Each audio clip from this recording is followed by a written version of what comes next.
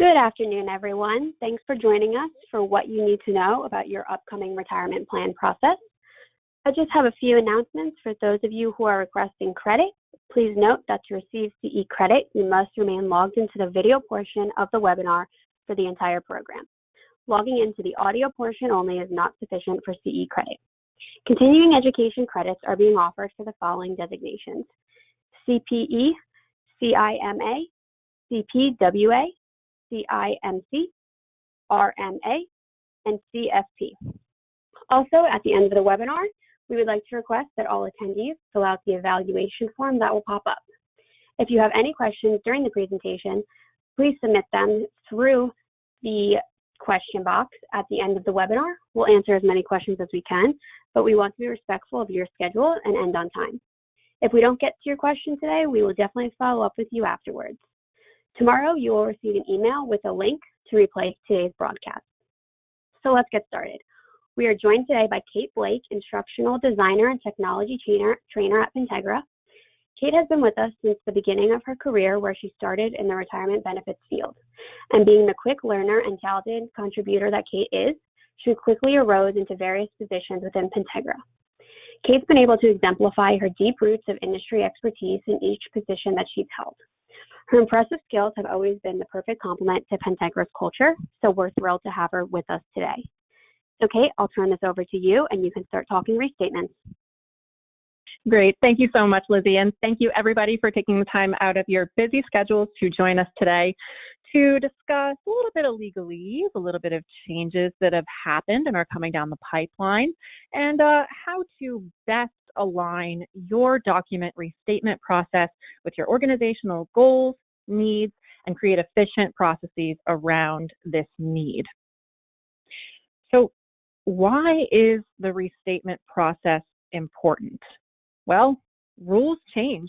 We all know that over time, Congress passes new laws, the IRS and DOL issue new regulations and rulings, and we've seen this in practice. Now, sometimes the new laws are in response to a specific event. For example, the CARES Act, which provided for special distribution and loan provisions to coronavirus-affected individuals. A different example might be something like the Secure Act, which many of you are probably familiar with, that passed a couple of years ago. That changed more of a structural way that these plans are set up and how people can access and earn benefits. Now, this is important because the plan document is what outlines all of the rules for governance of your qualified retirement plans. Of course, ERISA requires that we follow the plan documents, and that means that it's critical to know and understand these documents. But it's also critical then, being that the plan document is the document of record at play, that this document is periodically updated to conform to all of these legislative changes. Now, there is a difference between amendments and changes to your plan that are required from a regulatory perspective, for example, the Secure and CARES Act that I just mentioned, and amendments that you may make on an ad hoc basis as you go along. Now, depending on your plan structure, some of these amendments may just be tacked on, so to speak, as additional documents to your overall governing plan document structure. What the purpose of the restatement process is to essentially sweep those tacked on documents into a full and complete document on a periodic basis that not only represents these ad hoc changes that we've made for our own business needs, but also these legislative changes.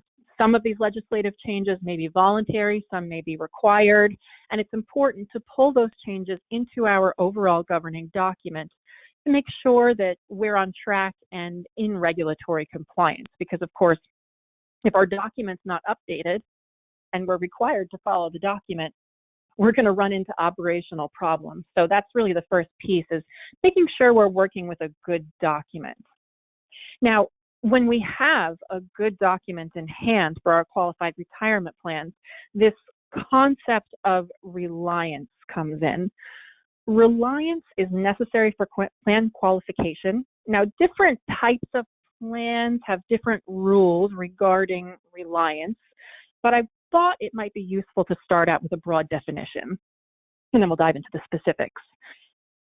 On the surface, reliance is the idea that a plan sponsor or adopting employer of a plan doesn't have to worry about an IRS auditor coming, out of the woodwork and challenging your plan document language. The purpose of this restatement process, as we said already, is to ensure that we're in regulatory compliance. And there are various types of assurances that are provided in the form of letters and notices, more on that in just a moment, that provide us with reliance on our plan document. And that's all tied in with this restatement process.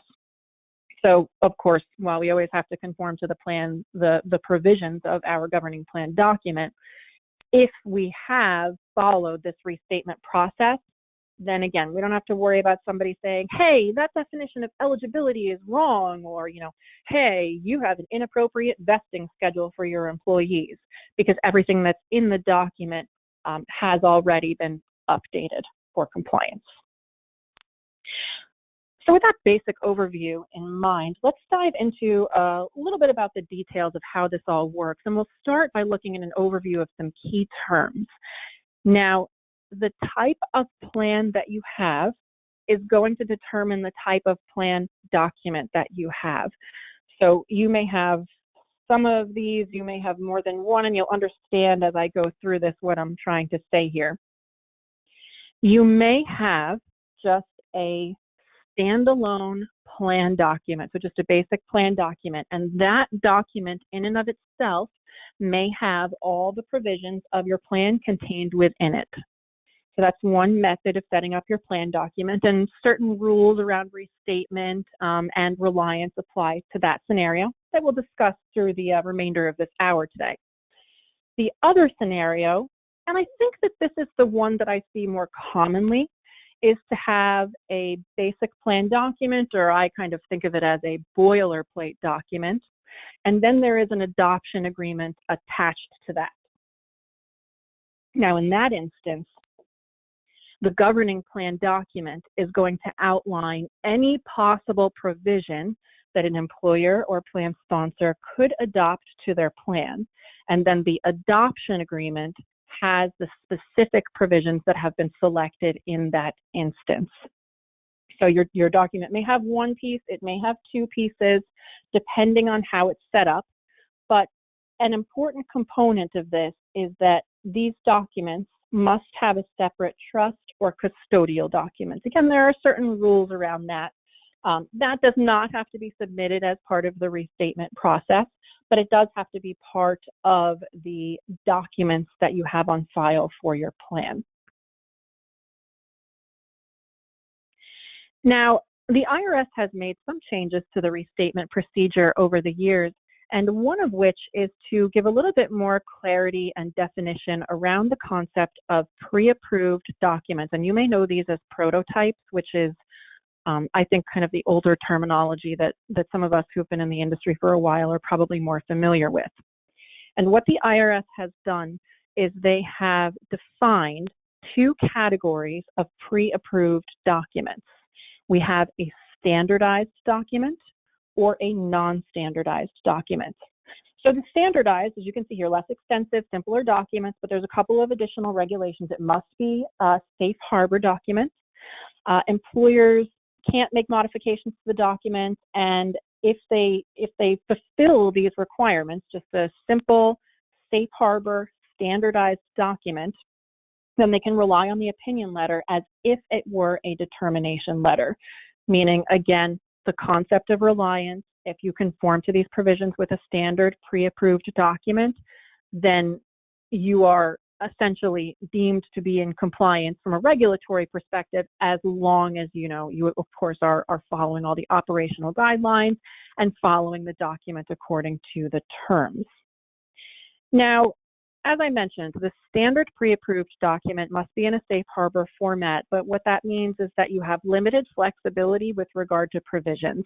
So I'm sure many of you know this comes with certain vesting requirements, certain contribution requirements, maybe certain eligibility requirements. The non-standard document gives you a little bit more flexibility. There are more options for provisions, doesn't have to be safe harbor. Of course, the downside of that is that there's a little bit of additional complexity in the amendment and the restatement process that we'll discuss later. And then there are opinion letters. Go to a document provider, and that could be somebody like a mass submitter.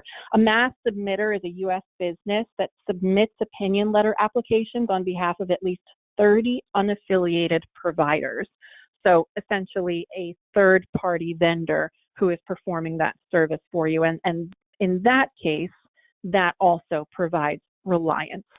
So reliance is the key concept, and the avenue by which we achieve reliance is done through the restatement process and varies based on the type of document that you have for your specific retirement plan.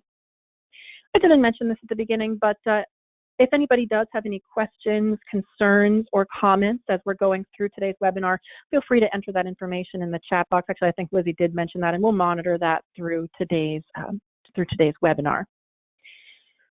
So a little bit more about these document types. Let's first start talking about custom documents, and then we'll talk about those pre-approved documents. Typically, in my experience, I have seen custom documents for plans that have special provisions. I've seen them for plans that have, for example, employer stock within them, or for plans that have maybe multiple types of contribution. Maybe you have a floor offset plan or something of that nature. That would be a good use for an individually designed plan, because the purpose here, as we said earlier, is to provide us with additional flexibility that we don't have within other sort of more standardized platforms. Now, there is no perfect answer as far as plan document type is concerned. It really depends on your organizational needs. So if somebody was maybe just a small business looking to set up a very basic retirement plan, I probably would not recommend a custom document because, as you can see here on the screen, the downside is now you're individually drafting this document. Maybe now, in addition to your document vendor, you have another, say, attorney, ERISA attorney, or someone of that nature, maybe drafting, reviewing, or commenting on this document. So that's going to take a little bit more time. You're going to have a couple more stakeholders involved in the process, probably a little bit more expensive. But there are certain organizations, I gave the example before of a stock-based plan, or perhaps, as you can see here on screen, maybe a larger organization, especially a larger organization that may have done mergers and acquisitions over time and may have certain protected benefits that might not be encompassed in some of those more stringent types of plans. Now, with the individually drafted document, there are different rules for how we achieve reliance. And so with the individually drafted documents, the basis for reliance is a determination letter. Now, some of you may know that the determination letter process is being cut back by the IRS for purposes of achieving increased organizational efficiency. As you can imagine, if IRS agents are every 5 years, as is the custom document restatement period, reviewing these documents, they're individually drafted, so they have to go through line by line to ensure compliance. That takes a lot of time for these IRS agents, especially as we're in an era now where we see more and more employers adopting complex plans, specifically ESOPs and things of that nature. This is a huge workload for the IRS. So they said, you know what? We're not going to issue a determination letter every time anymore. Typically, the IRS will now issue a determination letter upon the inception of the plan, so when the documents are originally drafted, and they'll also issue determination letters at the time of plan termination, just to ensure that everything is in operational compliance. Excuse me. When these individually designed documents are amended and restated, just with the other documents, that's when we take the regulatory and the voluntary amendments and incorporate them into the plan. So the process is kind of similar.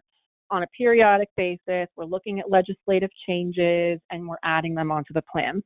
But again, that mechanism of reliance is different in the case of the custom document being the determination letter. So let's go ahead and launch our first poll question. Which of the following is not a document associated with a qualified plan? And that's going to be A, prospectus, B, adoption agreement, C, basic plan document, and D, an opinion letter. I'll give you about 45 seconds to a minute to answer this question. But again, you can think back to those documents that we spoke about earlier. So what is necessary in order to ensure that we are in compliance with the IRS and DOL rules and our wishes for the plan document?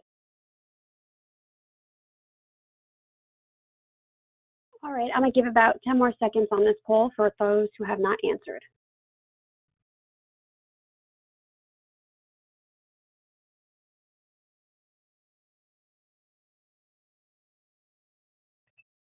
All right, the poll is now closed, and Kate, you may continue.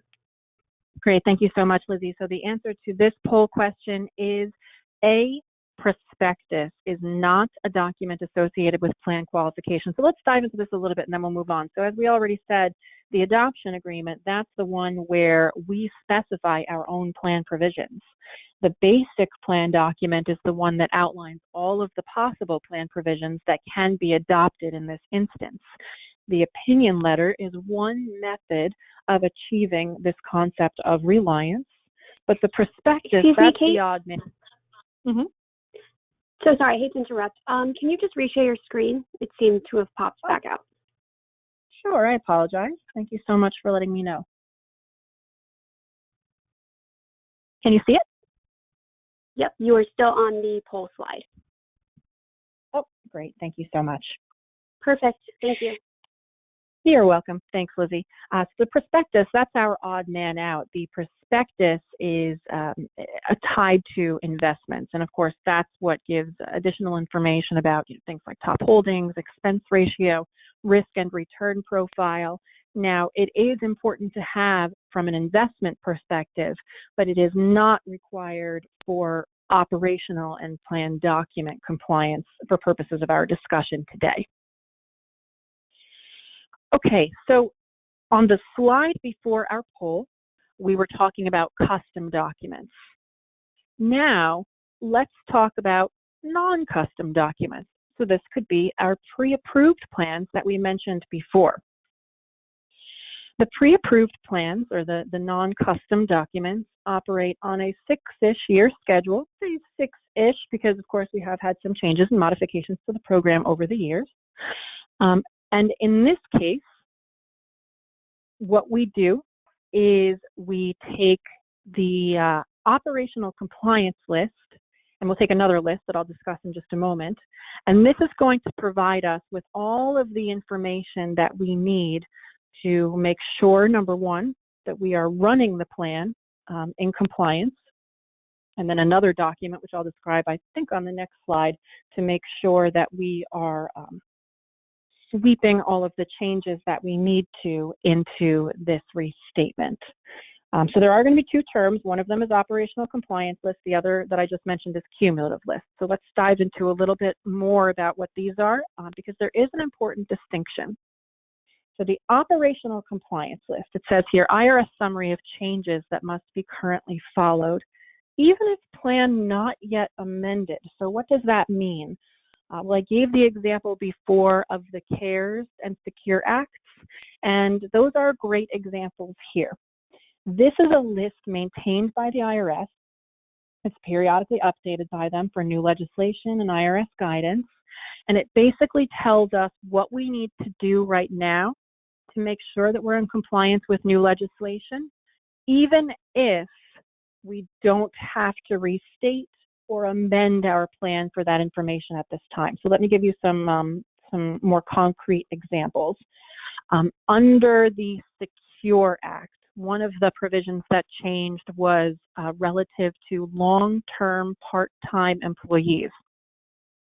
We used to be able to make exclusions for people working less than 1,000 hours per year, but the Secure Act changed those provisions such that if you are a long-term part-time employee working at least 500 hours for at least 3 years, then you must be able to come into a retirement plan and at least make contributions out of your own paycheck.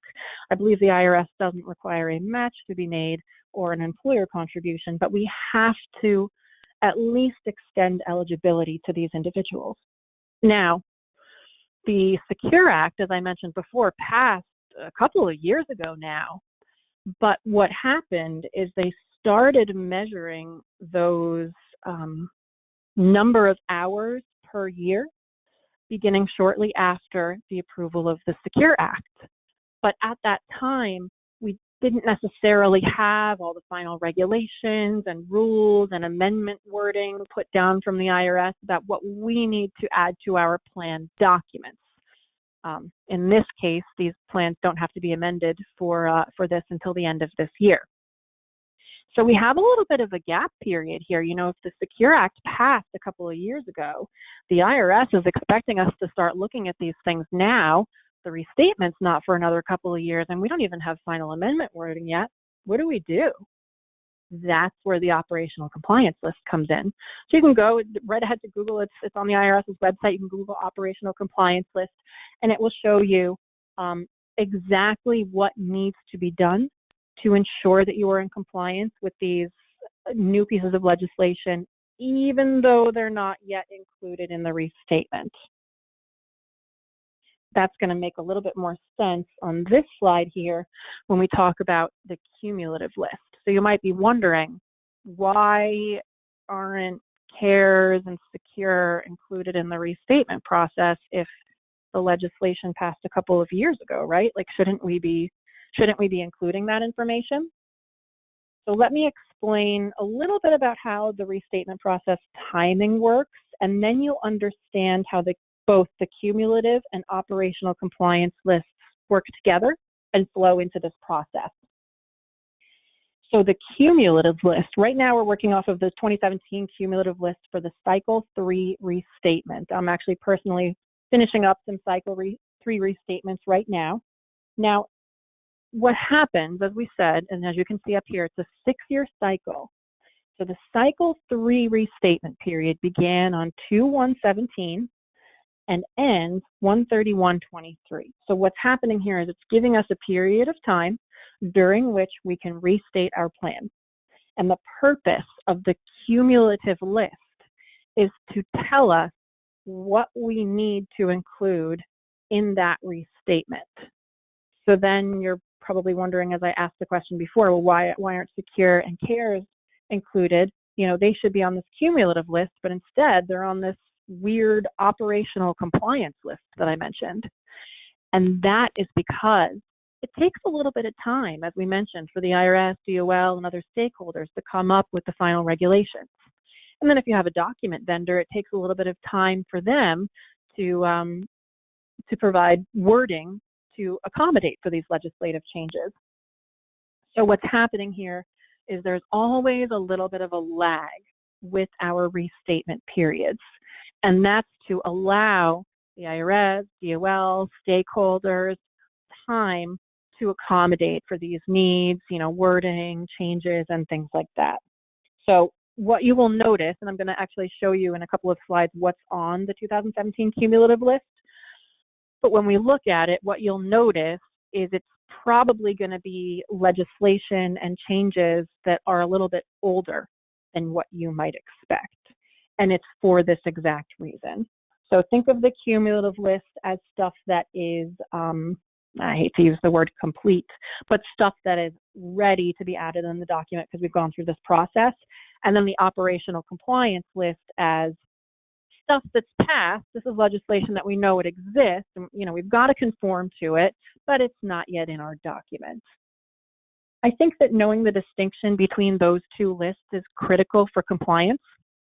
because I think a lot of people are well familiar with the restatement process, and you may know that you need to rely on the cumulative list, but it is also important to look at that operational compliance list for things that may not be included in the restatement process by default.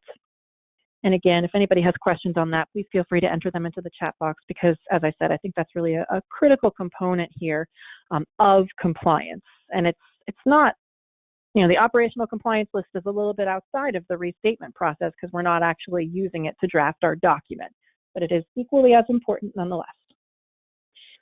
So I mentioned these two lists. So let's talk about what's changing here. So we've got the secure and we've got the CARES on our operational compliance list. And I already mentioned a couple of these changes. So we talked about the long-term part-time employee changes. So we have to allow those people to come into the plan. And even though that's not in our Cycle 3 restatement, we still have to be in compliance with it. And vesting too. The Secure Act said that we have to give these individuals vesting during periods that they work at least 1,000 hours, even if it's less than 500 hours. And then we have the CARES Act, and I didn't really touch on these two provisions yet, but these are also on the operational compliance list. The CRD, those are coronavirus distributions. So many of our plans, of course, provide for hardship distributions, which we can take if we face an immediate and heavy need. But that need is specifically defined as certain things, prevention of eviction or foreclosure, purchasing a principal residence. Covering unreimbursed medical expenses is a reason to take a hardship withdrawal, but the coronavirus withdrawal kind of expanded on that a little bit. It was only available during 2020 for a limited time period, and what it allowed people to do is take a distribution if they were affected by COVID. And you might think, well, that would be covered under the standard hardship rules, right? Like reimbursement of medical expenses. But actually, the CARES Act went a little bit further to say I just flipped ahead a slide accidentally. If you, for example, are unable to work because, daycare is closed in 2020, if you were unable to provide child care for your children and you had to stay home as a result and were unable to work, you could take a coronavirus distribution. But under the hardship rules, that's not an unreimbursed medical expense, so you wouldn't qualify. But under CARES, you would. These distributions also had special repayment rules. You can't repay a hardship withdrawal, but these provisions allowed repayment over 3 years. So while the window for these distributions has closed, some of you on the call may have individuals who are currently still repaying these loans. And then also taxability may still be occurring. Different from our standard hardship provisions, the coronavirus distributions under the CARES Act allowed these distributions to be taxable over 3 years, as opposed to being taxable in the year that they were received. And spreading out that tax liability is more efficient for the employees who took those loans who were facing a hardship anyways. And the CARES Act also provided for special loans. Again, the window has closed for this, but we still see the impact because, for example, one of the features of a CARES Act loan was an increased loan limit. Typically, the loan limit is $50,000, but under the CARES Act, that was increased up to $100,000. So while nobody is taking those out anymore, it still is important to look at the operational compliance list, just to kind of bring it full circle, because we want to know, is there any information out there about how these loans are repaid or how the taxability is done over the 3-year period? That's all something that would be on that operational compliance list. Match timing, notice requirement, specificity is also included. And then here's a list of our cumulative list. So those were some things on our operational compliance list. And here on our cumulative list, we have changes to Safe Harbor 401k rules. The definition of spouse, that was in the U.S. versus Windsor case. And I actually like to look at that example because many of you, I'm sure, like me, work remotely now, but also like me, I'm sure many of you used to work in office. And I recall when that court case was handed down because I was still working in the office at that time. So that was a pre-COVID change. So again, the cumulative list is kind of backward looking again to allow time for final regs to come out. Other things on the cumulative list, in-plan Roth rollovers and simple IRA rollovers, some additional allowances and clarifications on rules that make that easier to facilitate with our employees. Rule clarifications around Q-max and Q-nex and when they can be made and why. Excuse me. Some additional information about target date funds with deferred annuities included in the assets, and then additional information about qualified longevity annuity contracts. Now, what I love about the cumulative list is you don't have to be responsible for, remembering all of this stuff. This is all listed out for you. So there should be no guesswork whatsoever in the restatement process because the IRS is telling us exactly what we need to do. Now, with that in mind, I do want to come back to this idea that the cumulative list is backward looking. A lot of these changes happened quite a few years ago, and we're bringing them into the document now to ensure regulatory compliance, but that we've still kind of got these other pieces of legislation out there on our operational compliance list that are not yet pulled into the plan. So I want to talk about this. Let's use CARES and SECURE as examples. The amendment deadlines for those pieces of legislation are coming up.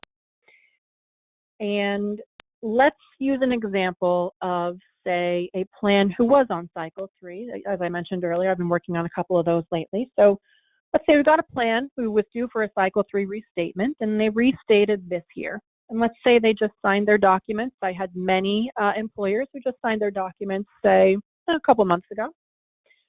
So now they're operating on an updated document.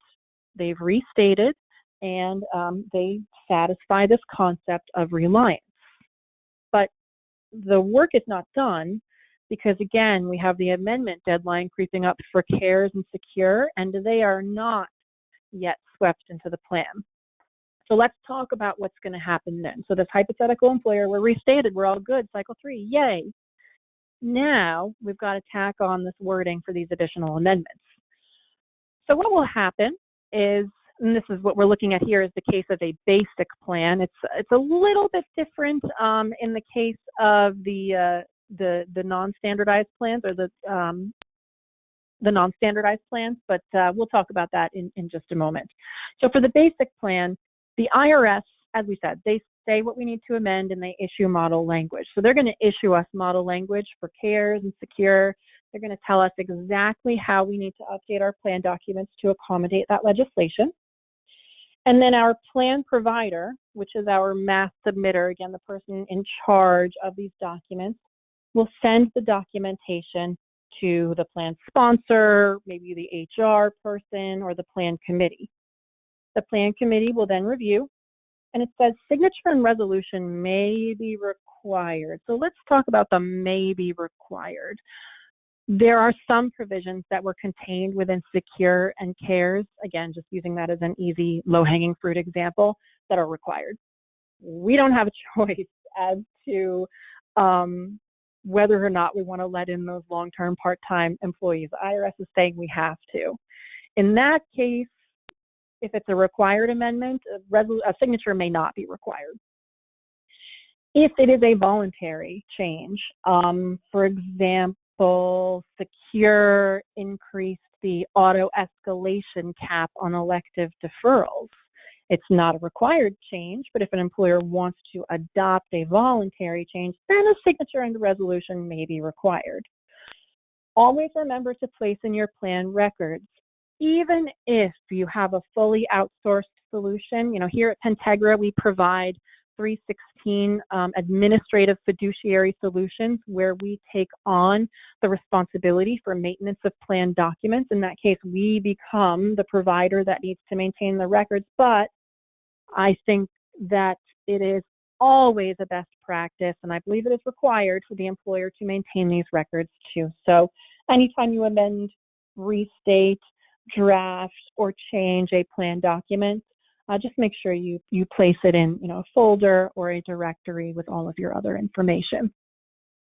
We can't forget about the participants too in the amendment process. If we amend the plan, we do need to distribute an SMM, which is the summary of material modifications. And of course, if there are any administrative changes that need to be made, then we need to look into that on the operational side of things. Again, the long-term part-time employee is a good example. Many vendors will have to update their record-keeping systems or processes in order to capture those employees who may otherwise have been excluded. Now, the case of the advanced plans, as opposed to the basic plans, here we have a little bit more flexibility. So remember, with the basic plans, it's very limited flexibility. The advanced gives us a little bit more room. So here we may want to review the overall plan provisions, look at everything as a whole. Do we want to change other things, eligibility, formula? Typically, these types of plans may be the style of plan that has the base adoption agreement, the base plan document, and then the adoption agreement specific to the employer. So a new adoption agreement may need to be prepared. Of course, signature, and then similar to the basic procedures, an SMM is still required, any administrative changes made, and if it is your individually designed plan, maybe a determination letter depending on, the startup, are we terminating, things like that. Some other things to consider, and not only in the amendment process, but also in the restatement process. Anytime you're making a change to the plan, be sure to integrate stakeholders into the process. Make sure you research the reasons for the changes. There are some great documents and reference materials out there. I know the Profit Sharing Council of America produces an annual survey that gives really useful information about plan provisions, who's using what and why. So always relying on applicable resources is critical. But then make sure, as I said, that you alert your stakeholders. So who signs the documents is going to depend on your plan setup. Now, more on that in just a minute, but depending on how your plan is set up, there may be a board, it may be a committee, maybe a committee chair has authorization to sign the document, but just make sure you discuss that with your vendor and make sure that you know who is on point to sign. And, does this need to be presented at a board meeting, especially with regard to required amendments that have deadlines. So, again, CARES and SECURE coming up soon. If your board needs to sign and your board only meets, once a quarter or something like that, just make sure that you review this at your board meetings and make sure you have it on your radar that, in this case, some amendments are coming down the pipeline for CARES and SECURE. And on a go-forward basis, we're constantly seeing these amendments be made and integrated into the plan documents. So this is always an ongoing process. Now, a restatement and an amendment process is a great opportunity to reassess as well. And I think that this is critical to the discussion because so far we've really just talked about, nuts, bolts, required IRS DOL stuff. But there is so much more at play. I mean, obviously, this is a plan to benefit your employees. So the restatement is really a great period to make sure that it's doing just that, in addition to conforming to regulatory requirements. I know for all of my adopting employers, I always try to set up a review of the current plan document, talk about what the employer likes, what they don't like, if there are any pain points or questions or concerns that they have around the document. It's a best practice to review the new document anyways, so just a natural opportunity for review.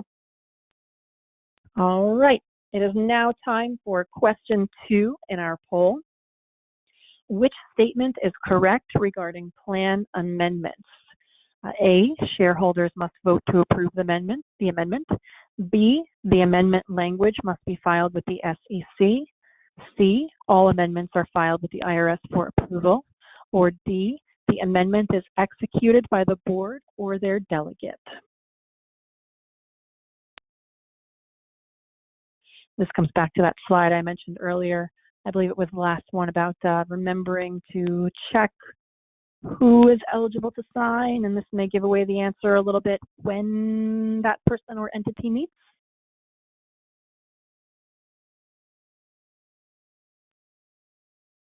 I will leave the poll up for about 10 more seconds for those who have not voted.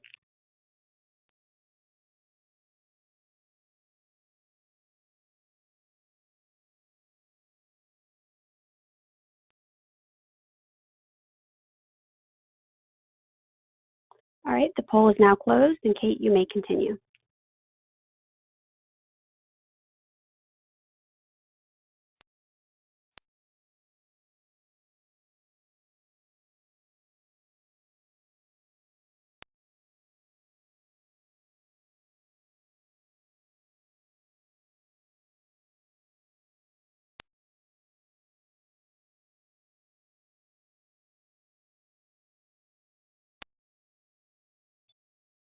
Excuse me, sorry, Kate, are you on mute by any chance? I am on mute. I apologize, Lizzie. Thank you so much. So in this case, the correct answer is D. The amendment is executed by the board or their delegate.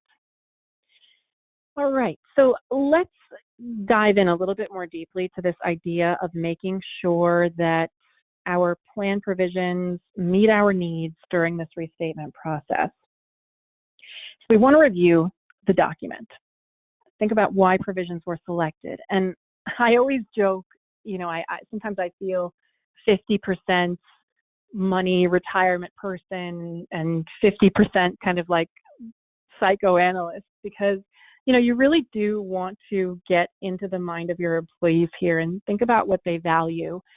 And obviously these plans are expensive to administer, and it's not always possible to offer the Cadillac of plans or every provision that we might want to offer. But that's why the review of your demographics and your employees needs becomes so critical.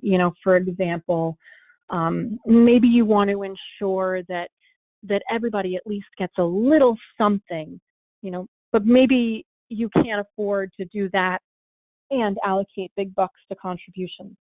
Maybe in that instance you have a short or no vesting schedule so that you can make sure, again, that at least somebody's getting something.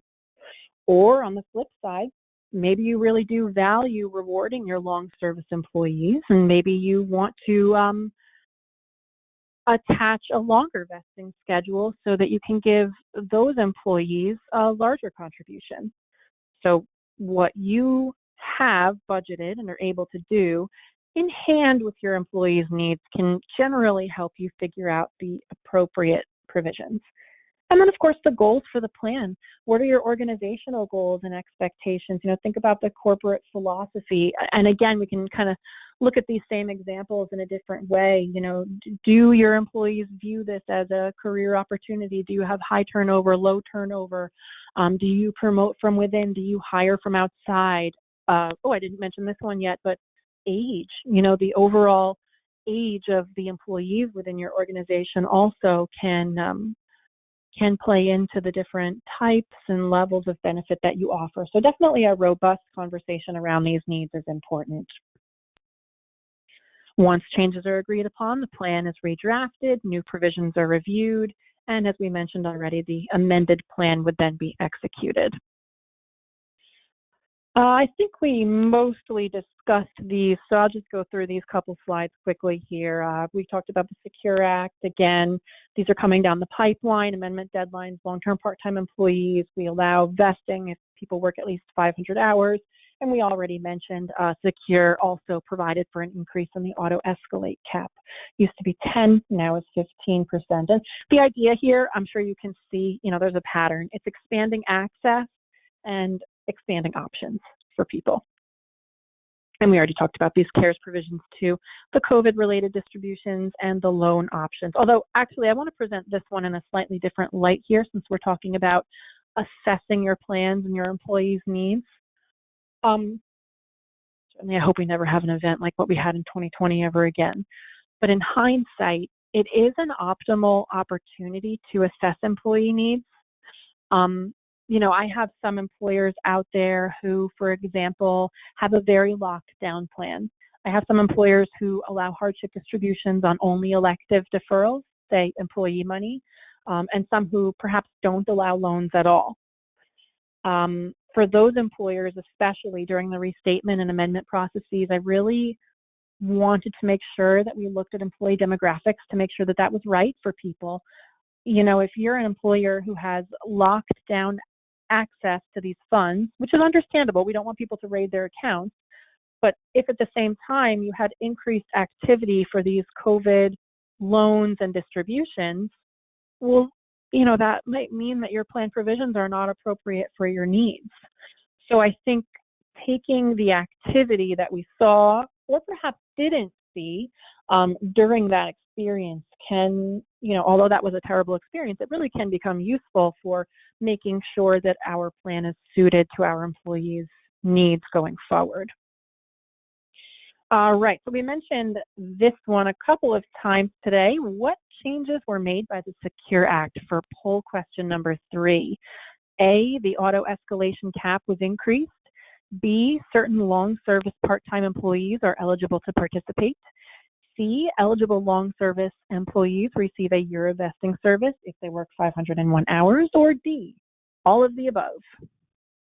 And remember, Secure did make quite a few changes to the retirement landscape. I think it was probably one of the most sweeping pieces of legislation that I've seen since maybe PPA in '08. For those of you who are graying like I am.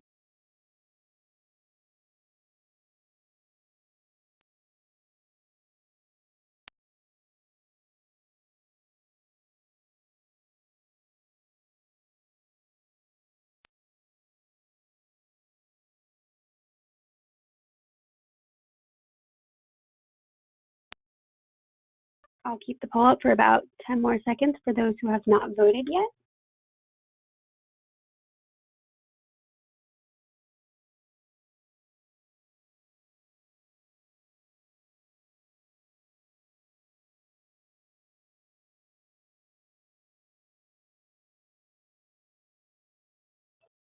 All right, the poll is now closed, and Kate, you may continue. Great, thanks so much. Well, if you couldn't tell based on the way I introduced the question, it is D, all of the above. So really, again, just sweeping changes enacted by Secure, and we'll get that model language for your amendments out there shortly so that we can bring our plan document to conform with how we're operationally administering our plans today. So what are some other things to think about just to kind of wrap things up as we're going through this process? Do you have any special needs? Do you want to adopt a safe harbor approach? I'm sorry, I'm working from the bottom here. The safe harbor does give some benefits. I mentioned earlier sort of the costs, which are specific vesting rules and specific contribution rules. But in exchange for conforming to those requirements, the safe harbor plans do offer us essentially a free pass, so to speak, on certain non-discrimination testing. So they've got upsides and downsides, just like everything else. The vesting calculation, I mentioned this one earlier, again, think about if you have long service or short service employees, benefit formulas, eligibility. Is eligibility going to be the same for everyone? Again, that has upsides and downsides. Single eligibility dates, meaning you become eligible for your contributions at the same time as employer contributions, are administratively easy. But you can have dual eligibility where you have, for example, maybe immediate or 90-day eligibility for employee contributions and a longer wait for the employer money so that, your employees can have some skin in the game, so to speak. I've seen it done both ways. There is no right or wrong, but again, it comes down to those organizational needs. For example, if you were a high turnover organization, you might want to implement dual eligibility so that people aren't getting that employer match right off the bat if you think that they're going to move on. And multiple benefit formulas, I've seen this take many forms.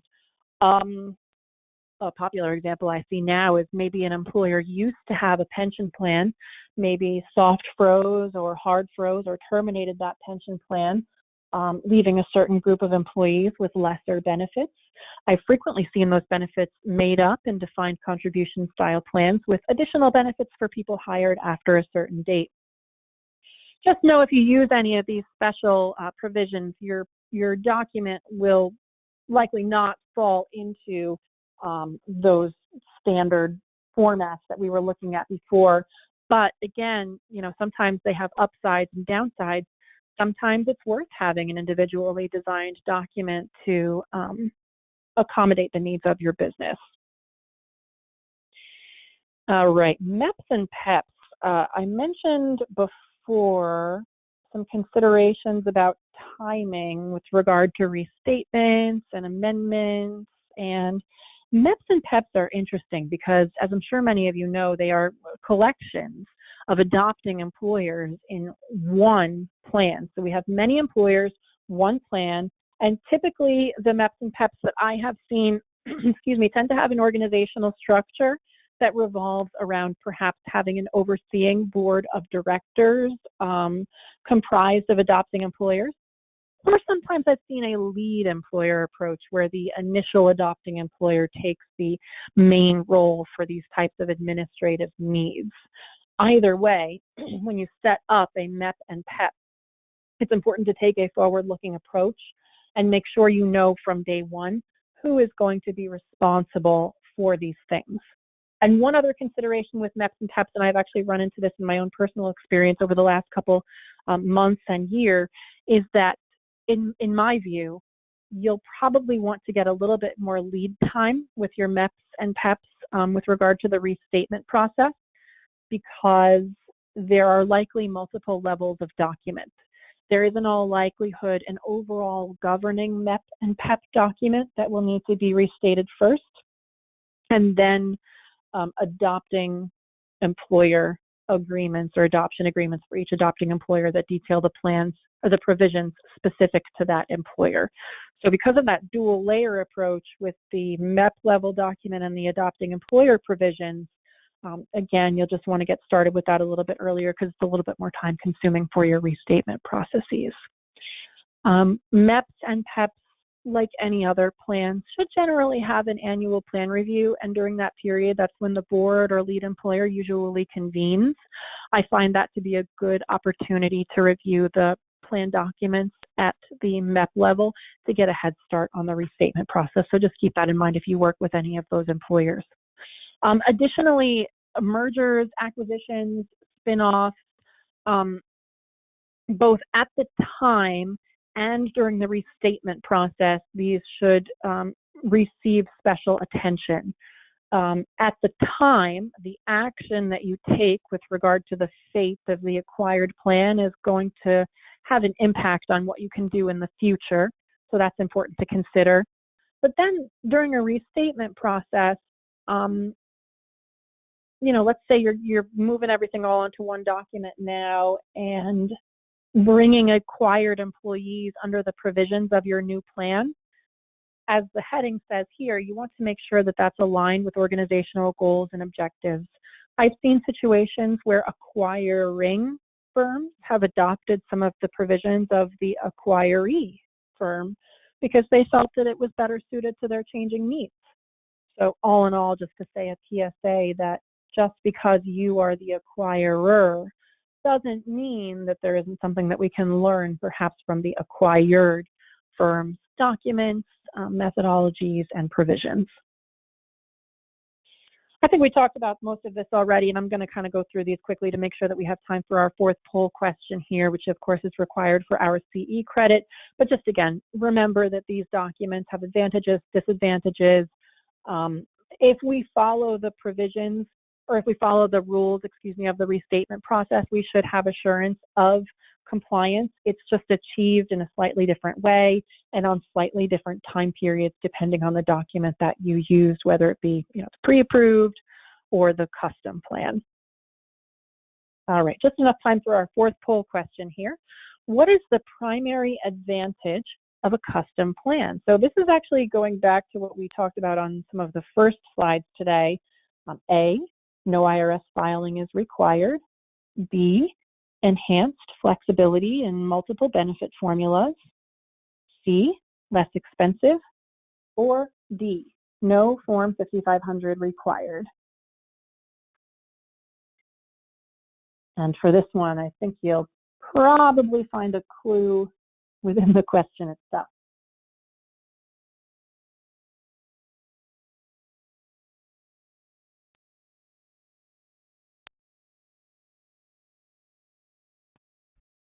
I'm going to keep this poll up for about 10 more seconds. For those of you who have not selected an answer, please do so.